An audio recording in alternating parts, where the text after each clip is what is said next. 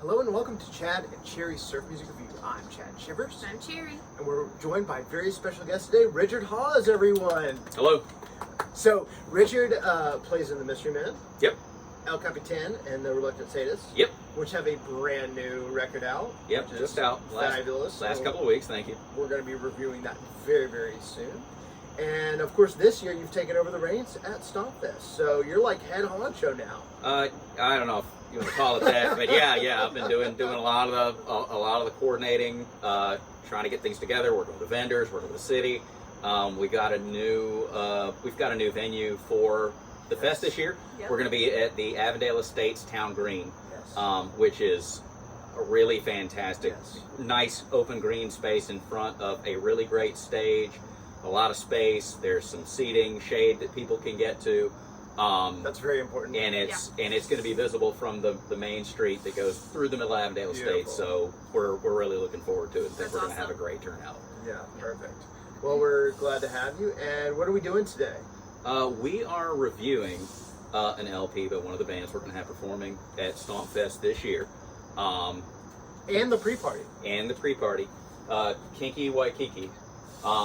This LP is almost 10 years old now. Yeah, that's crazy. I just looked on the back and realized that. Yeah, and I got it when we played, the Mystery Men played one of the Athens surf stomps, where these guys are from, with them. It's the first time I'd ever seen them, and it was one of the first Athens Stomp Fests they did. Yeah. And I've had this album and been listening to it for that long, and catching Kinky Waikiki every chance I get ever since. Yes, definitely. Yeah, it's funny. They've even played like our friends' weddings and stuff. So, yeah, it's kind of gotten they've gotten around, and they're that good. You're gonna hear, and you're gonna want to buy this like very, very soon. So, Yes. and come see them at Southern Surf And Southern Surf on StompFest. September 30th. Yes.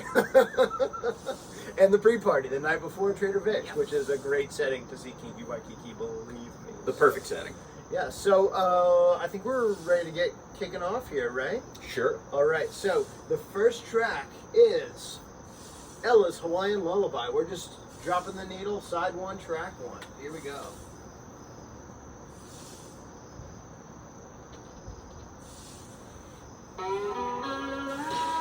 Just Thanks for coming.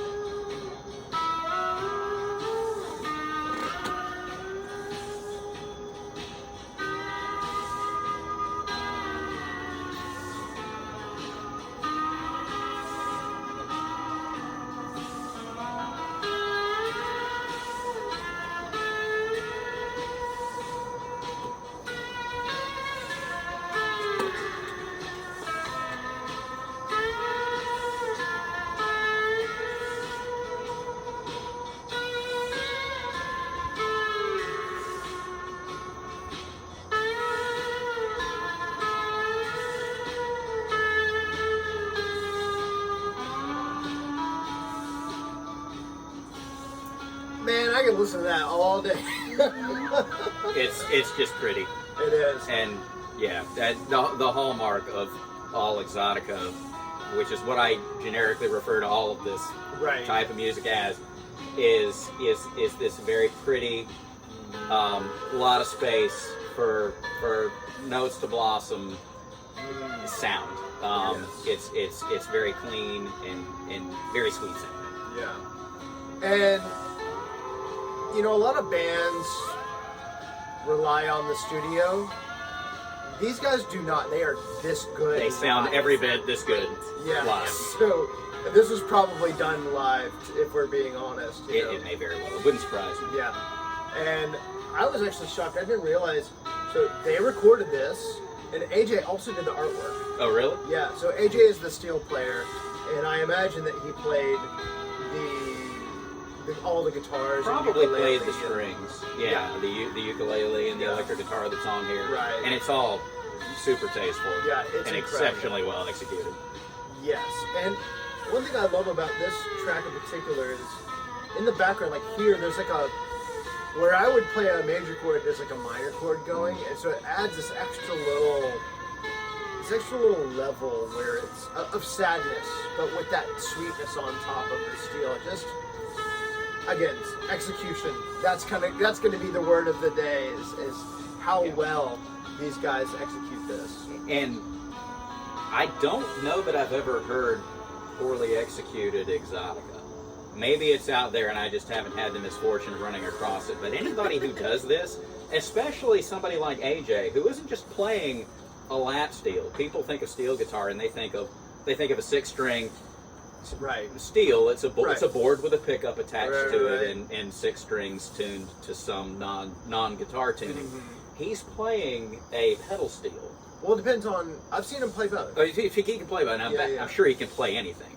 Yeah. The thing that I associate with him, the thing that I've seen him play the most and have marveled at watching him play the most, is that pedal steel with the knee levers, the knee levers at the bottom.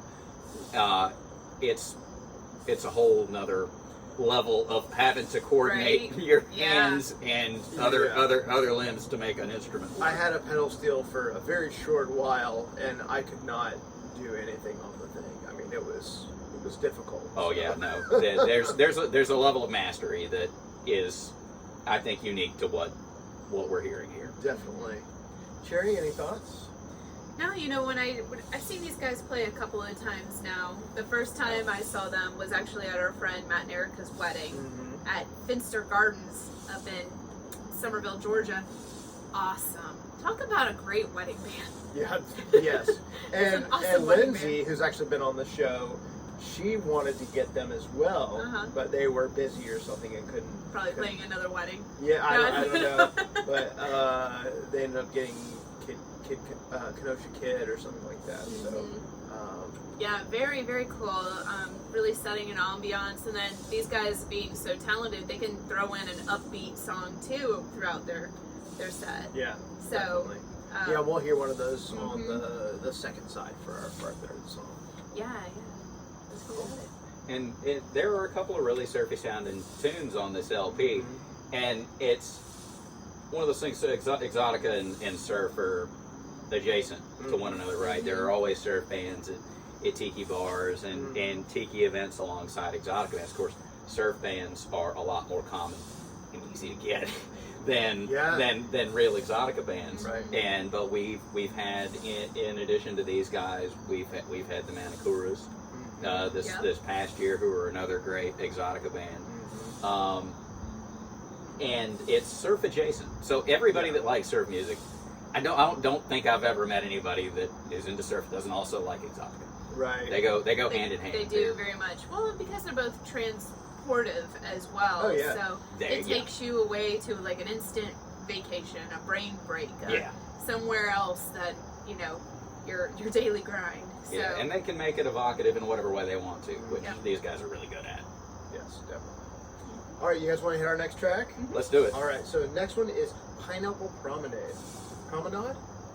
Either one. We have our very own noisemaker in the background. It fits. It does.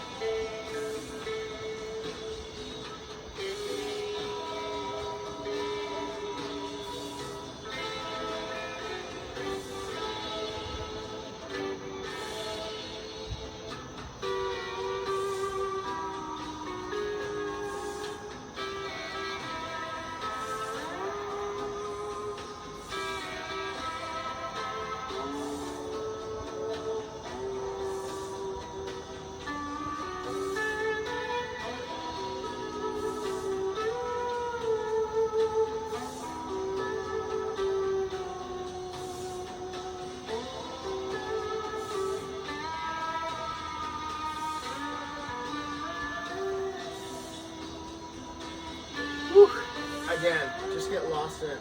Actually, I think the first part of this song is done a standard electric. It is. And then it goes to slide or pedal steel or whatever, but it's seamless. Like, it's mixed so well. It sounds like the same instrument. You can't tell, and if you're not paying attention and or you don't know the difference, right? You wouldn't know. Yeah. So incredible. Again, there's that sweetness with a tinge of sadness. You know, I love that aspect of it, and I think that I don't know. It's escapism, but it's also real life at the same time. it is, and I think that you can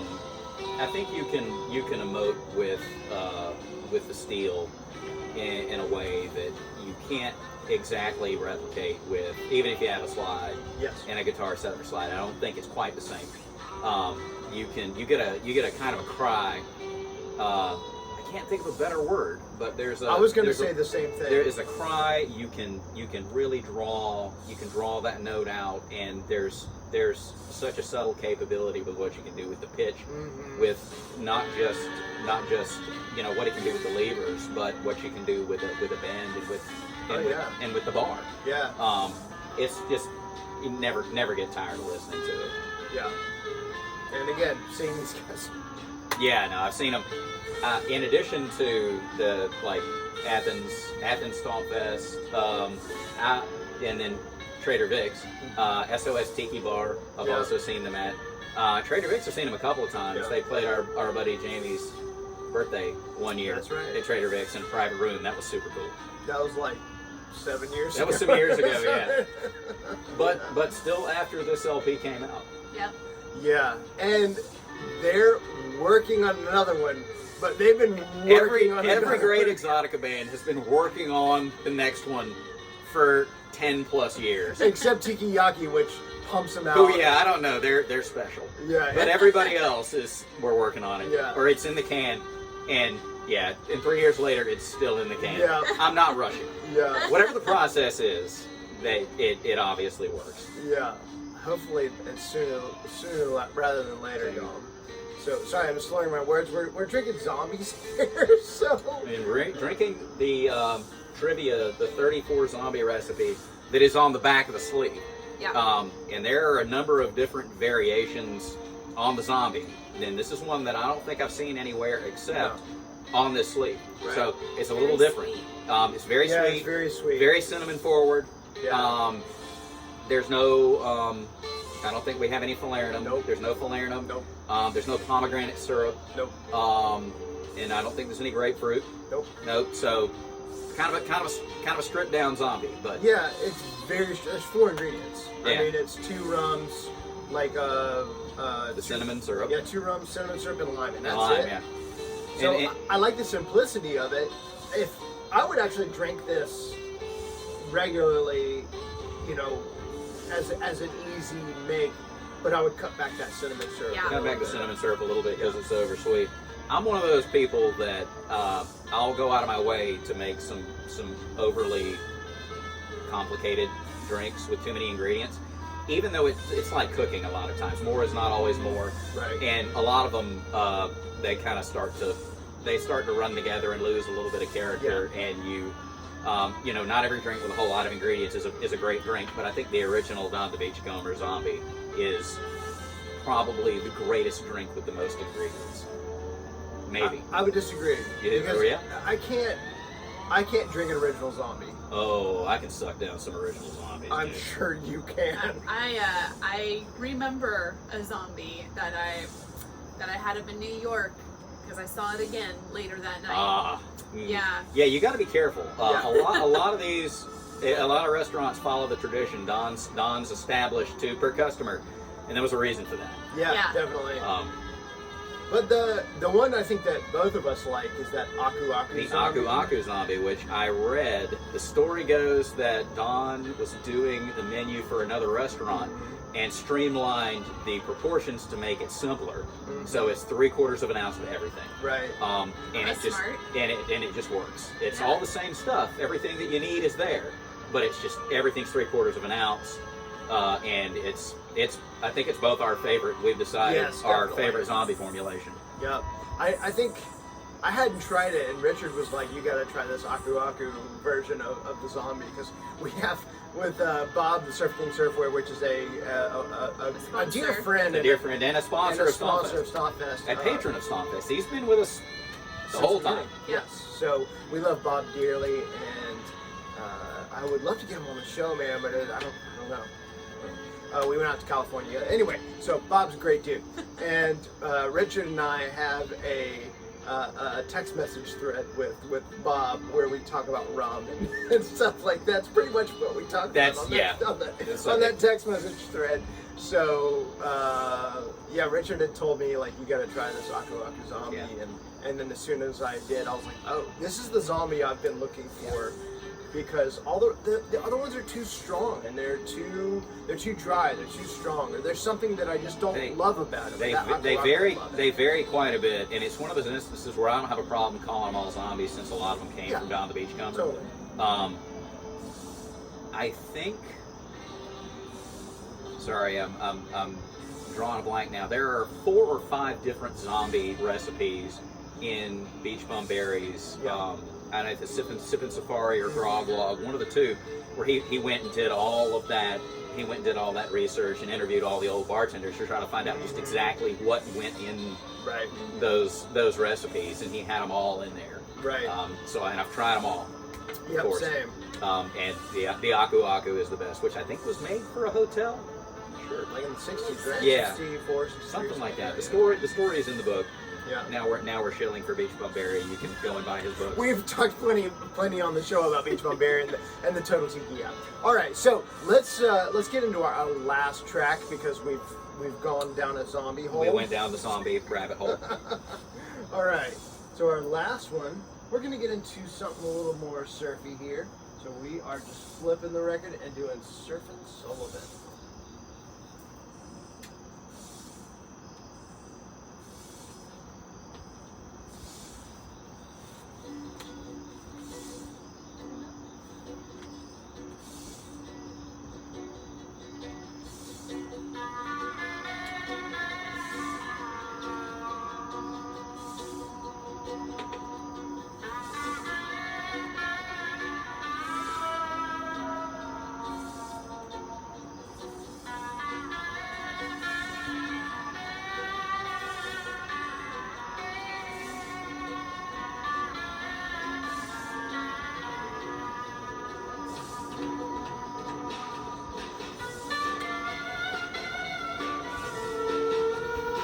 Got that pipeline oscillation in the bass.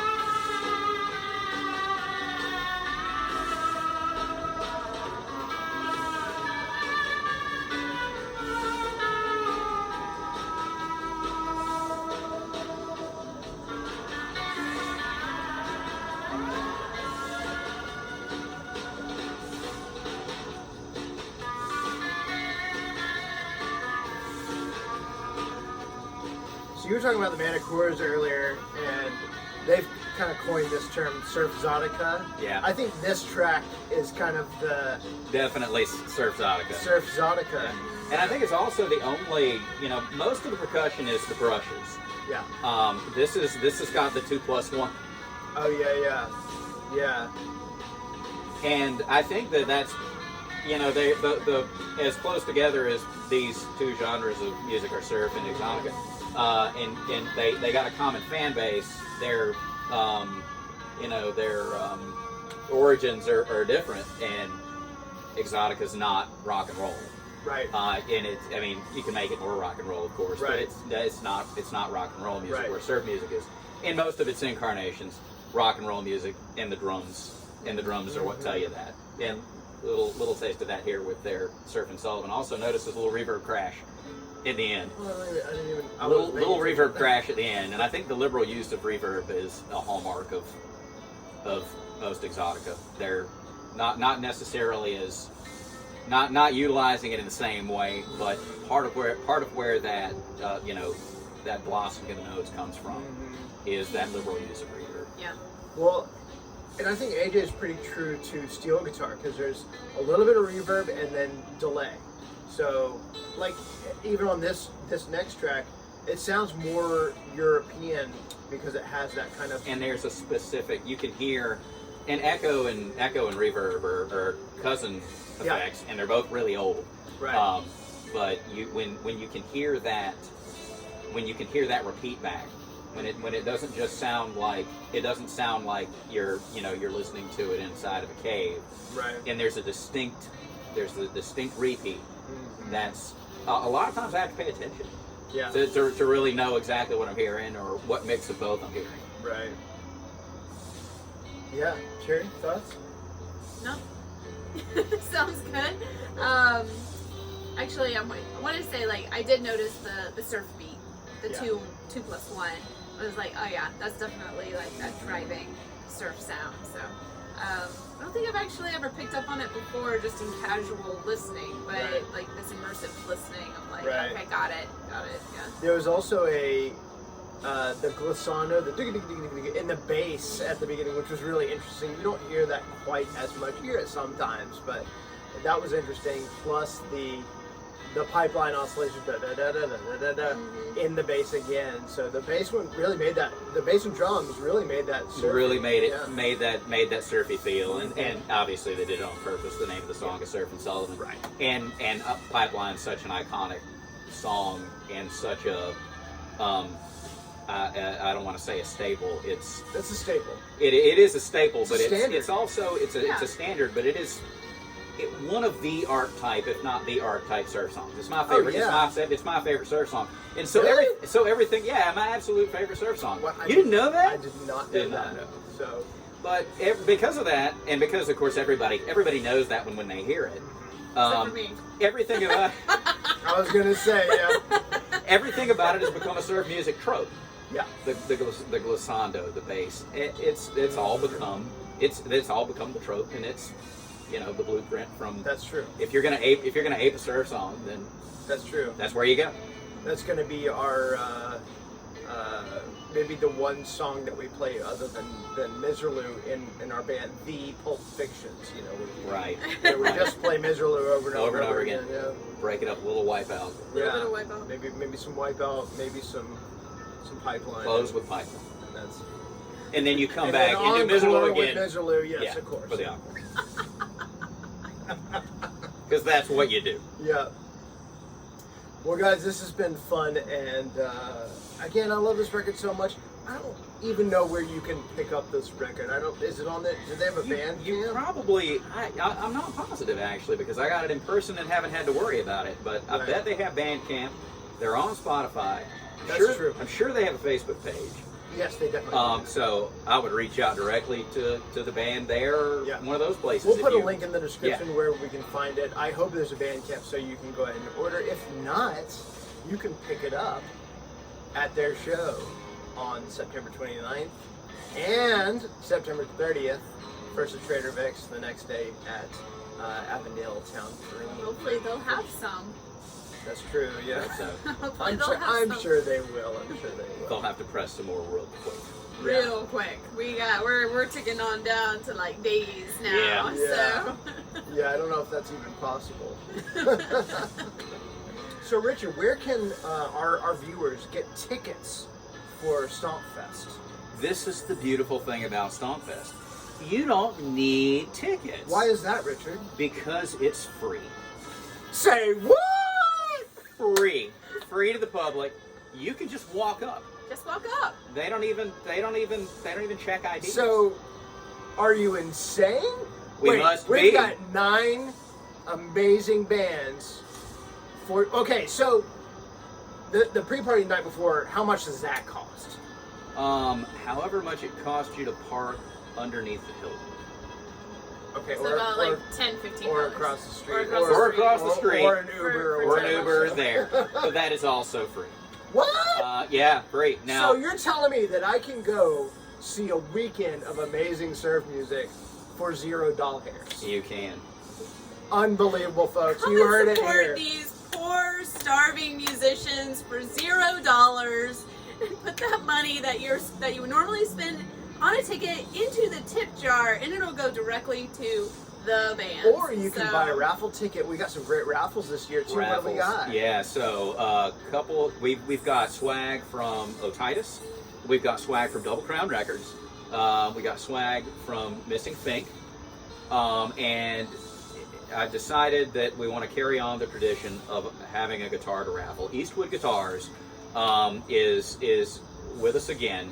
And I will be making an announcement on the Facebook page here in the next few days. What the guitar is up for raffle is going to be. Bring your money for the raffle. And then another cool shout out to Chris from Chris Markfording from yeah. Eastwood Guitars. She is great hooking us up. And we love Chris. She's a very dear friend. Very sweet person, and was also provided a coupon code for us to use. So we'll have it. We'll have it on the social media. We have it on Facebook, and we'll have it printed at the event. If you want to go and order a guitar from Eastwood, you can use that coupon code and save some money. Sweet.